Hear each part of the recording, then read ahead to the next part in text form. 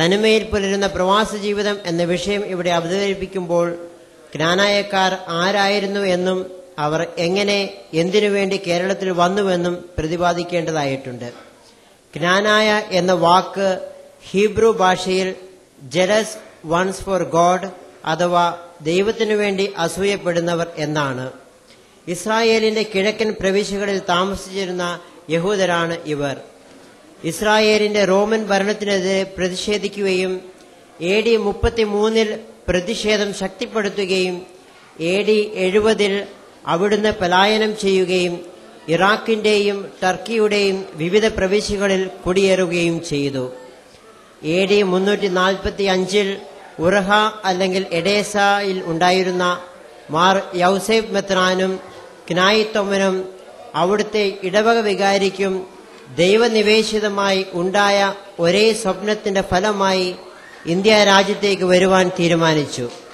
അതിന്റെ ഫലമായി 3 കപ്പലുകളിലായി ഏറ്റവും മുമ്പിൽ പോന്ന ബാബിലോണിയ എന്ന കപ്പലിൽ ദാവീദ് രാജാവിന്റെയും റോമാക്കാരുടെയും എഡേസായിൽ ഉണ്ടായിരുന്ന അബ്ഗാർ രാജാവിനെയും കൊടികൾ പാറിപ്പറപ്പിച്ചുകൊണ്ട് ആർഷഭാരതത്തെ ലക്ഷ്യമാക്കി യാത്ര തുടങ്ങി.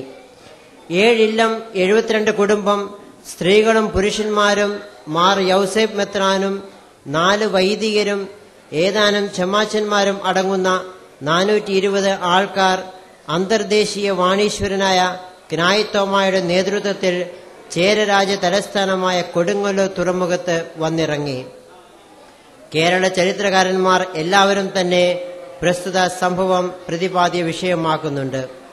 ചേരരാജ്യ സമ്രാട്ട് ആയിരുന്ന ചേരമാൻ പെരുമാൾ അന്തർദേശീയ വ്യാപാരിയായ ക്നായിത്തോമായെയും കൂട്ടരെയും ഹാർദവമായി സ്വീകരിച്ചു.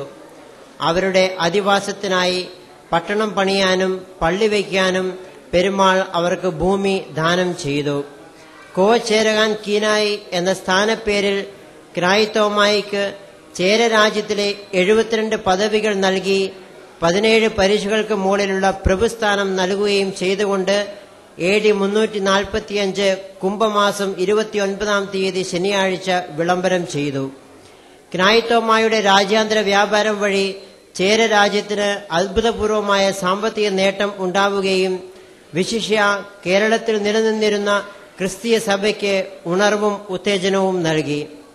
തെക്കുംഭാഗം വടക്കുംഭാഗം എന്ന 2 സമുദായങ്ങൾ മലങ്കര നസ്രാണികളുടെ ഇടയിൽ രൂപപ്പെട്ടപ്പോൾ ആ തിരിവ് സഭാതലത്തിലും അംഗീകരിക്കപ്പെട്ടു. അങ്ങനെ ചരിത്രത്തിലെ ഒരു വിസ്മയമായി മാറി കോട്ടയം രൂപത. 1911 ക്നാനായ കത്തോലിക്കർക്ക് വേണ്ടി പരിശുദ്ധ സിംഹാസനം ഒരു പ്രത്യേക മിസം സ്ഥാപിച്ചത് നമ്മൾ ഒരു വ്യത്യസ്ത സമൂഹം ആണെന്നുള്ള അടിസ്ഥാനത്തിലും സഭയുടെ വളർച്ചയ്ക്കും വേണ്ടിയാണ്. അല്ലാതെ 1911 കോട്ടയം വികാരിയ സ്ഥാപിച്ചപ്പോൾ പൊട്ടിമുളച്ച ഒന്നല്ല ക്നാനായ സമുദായം.